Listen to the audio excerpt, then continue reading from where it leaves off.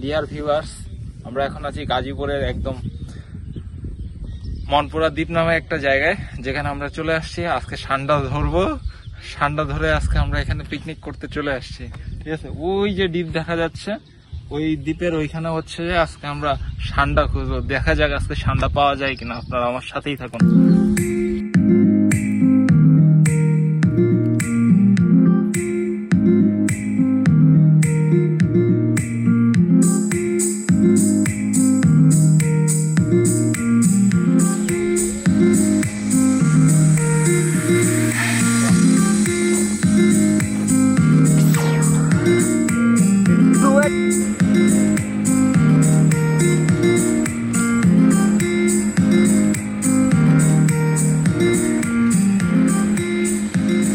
Hello, আসসালামু আলাইকুম। আশা করি আপনারা সবাই ভালোই আছেন। দীর্ঘদিন বাসায় বসে থাকতে থাকতে যখন ক্লান্তি আর একঘেয়েমি মাথার ভেতর হানা দিতে শুরু করলো, ঠিক তখনই সিদ্ধান্ত নিলাম এবার একটু প্রকৃতির মাঝে হারিয়ে যেতে হবে।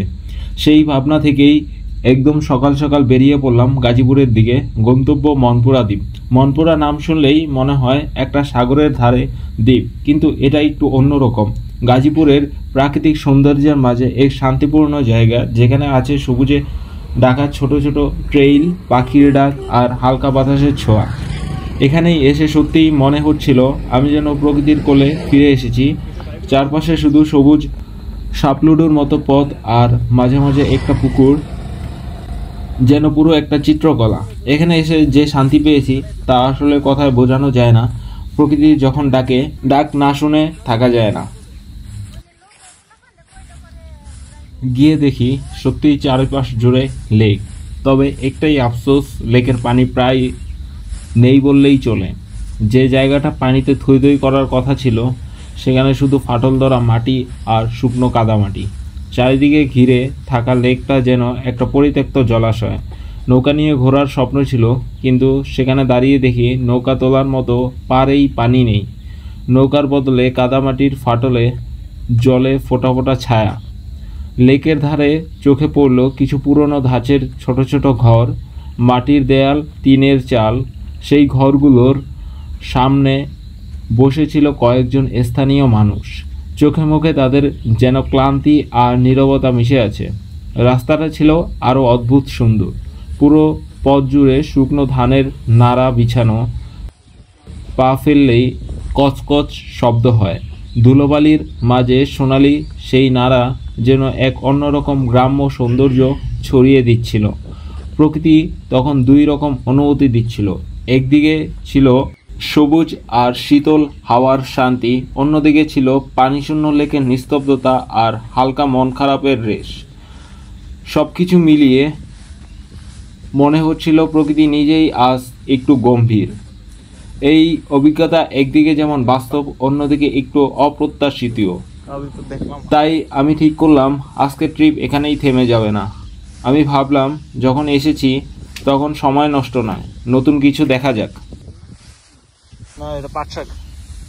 সেই ভাবনা থেকেই সিদ্ধান্ত নিলাম এবার চলে যাব বাংলাদেশ ন্যাশনাল সাফারি পার্কে। সেই কথা মতো রওনা দিলাম সাফারি পার্কের দিকে, এবং বিশ্বাস করুন এই সিদ্ধান্তটা একদম ঠিক ছিল। সাফারি পার্কে ঢোকার আগে পার্কের সামনেই চোখে পড়ল কয়েকটা দোকান। একদম সাধারণ একটা চায়ের দোকান, তারপর লেবুর শরবত বিক্রি করতেছিল। সামনে ঘোড়া দেখতে পেলাম, দেখে মনে ছিল যেন এখানকার চিরচেনা বাসিন্দা। লোকজন ছবি তুলছে, কেউ কেউ বিস্কুট দিয়ে খাওয়াচ্ছে। এই ছোট ছোট মুহূর্তগুলোই ভ্রমণের আসল আনন্দ। চায়ের দোকান, পথের পাশে মানুষের গল্প, আর হঠাৎ করে এমন একটা প্রাণী দেখে মনের ভেতর এক অন্যরকম আনন্দ খেলে গেল। এভাবেই সাফারি পার্কের গেট পার হয়ে প্রকৃতির আরেক দুনিয়ায় পা রাখলাম। সাফারি পার্কে ঢুকতেই মনে হলো যেন একেবারে অন্য এক জগতে চলে এসেছি। টিকিট কেটে ভিতরে ঢুকে যখন হাঁটতে শুরু করলাম, চারপাশে শুধুই নীরবতা আর প্রকৃতির শান্ত ছোঁয়া।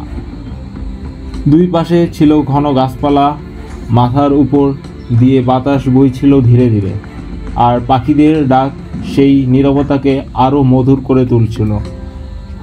রাস্তার ধারে হাঁটতে হাঁটতে হঠাৎ চোখে পড়ল এক চমৎকার ফুলের গাছ। রঙিন ফুল ভরে আছে পুরো গাছটা, যেন প্রকৃতির এক জ্যান্ত চিত্রকলা। সেই গাছের সামনে সবাই থেমে গেল, ছবি তুলতে শুরু করলো, কেউ ভিডিও করছে, কেউ সেলফি নিচ্ছে। আমার মনটাও যেন হঠাৎ করেই একদম শান্ত হয়ে উঠল। মনপুরা দ্বীপের এই খালি জায়গা মুহূর্তগুলো কোথায় যেন মিলিয়ে গেল এই নিরিবিলি পরিবেশে।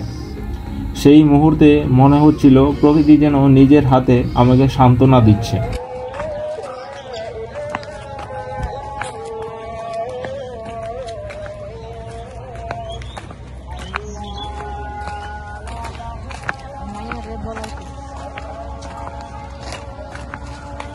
অবশেষে আমরা চলে এলাম কোর সাফারি পার্কের গেটের সামনে, যেখানে শুরু হবে আমাদের মূল অ্যাডভেঞ্চার। গেটের দুই পাশে বড় বড় গাছ আর মাথার উপর দিয়ে হালকা বাতাস বইছে। চারপাশে অনেক মানুষ, কেউ পরিবার নিয়ে এসেছে, কেউ বা বন্ধুরা মিলে এসেছে।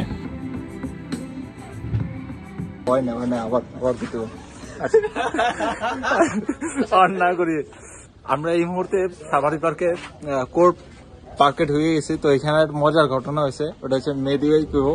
ব্যাপারটা হচ্ছে আমরা জানতাম না হচ্ছে ডিসকাউন্ট আছে এখানে, 100 টাকা করে ডিসকাউন্ট পেয়েছি স্টুডেন্ট হওয়াতে।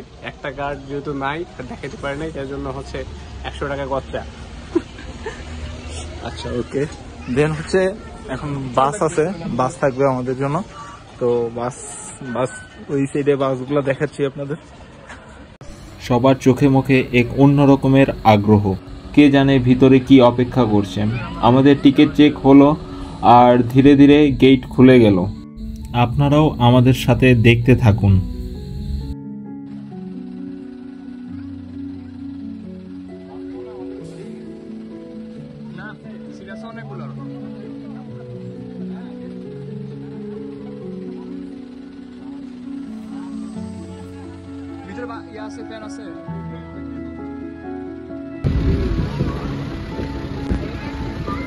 হরিণ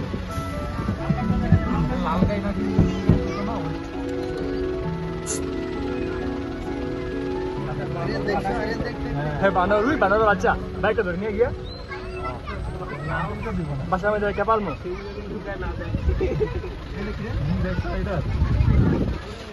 হরিণ কিরে, এই কিরে, ওই কিরে।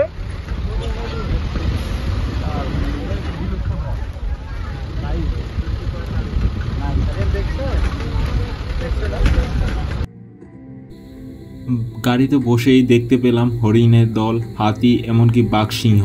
প্রকৃতি আর বন্যপ্রাণীর এমন কাছাকাছি দেখা সত্যি এক অসাধারণ অভিজ্ঞতা। মনপুরা দ্বীপ হয়তো আজকে আমাদের ঠিকভাবে স্বাগত জানাতে পারেনি, কিন্তু সাফারি পার্ক ঠিকই সে অভাব পূরণ করে দিয়েছে।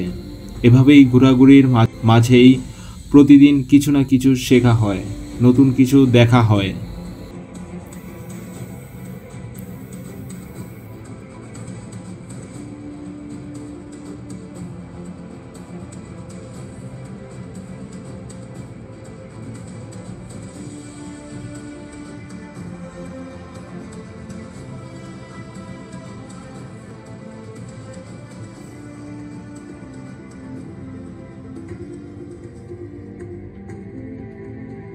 জন্য আর সামনে যাচ্ছি না, এগুলো খাচ্ছে এখন। খাওয়ার সময় ডিস্টার্ব করা ঠিক হবে না। সাফারি পার্কের ভেতরে আমরা দেখতে পেলাম নানান ধরনের পাখি, রঙিন, ছোট বড়, পরিচিত অপরিচিত অনেক প্রজাতি। তাদের ডাক, ওড়ার ধরন আর আচরণ দেখে মন হচ্ছিল প্রকৃতি যেন নিজের ভাষায় আমাদের সঙ্গে কথা বলছে। এই সব মিলিয়ে আমাদের আজকের ট্রিপটা যেন একদম পূর্ণ হয়ে গেল। সকালে মনপুরা দ্বীপে গিয়ে কিছুটা হতাশা ছিল, কিন্তু দিন শেষে প্রকৃতি আমাদের দিয়েছে শান্তি, রং আর অজস্র সুন্দর মুহূর্ত। এই ছিল আজকের ভ্রমণ কাহিনী। নিরিবিলি সকাল থেকে শুরু করে সাফারি অ্যাডভেঞ্চার পর্যন্ত আমাদের সঙ্গে থাকার জন্য ধন্যবাদ। আর এমন আরও ভ্রমণ গল্প পেতে চোখ রাখুন হায়দার ন্যাচারাল প্যারাডাইস এ। ভালো লাগলে লাইক দিতে পারেন, কমেন্ট করতে পারেন, চ্যানেলটি সাবস্ক্রাইব করতে ভুলবেন না।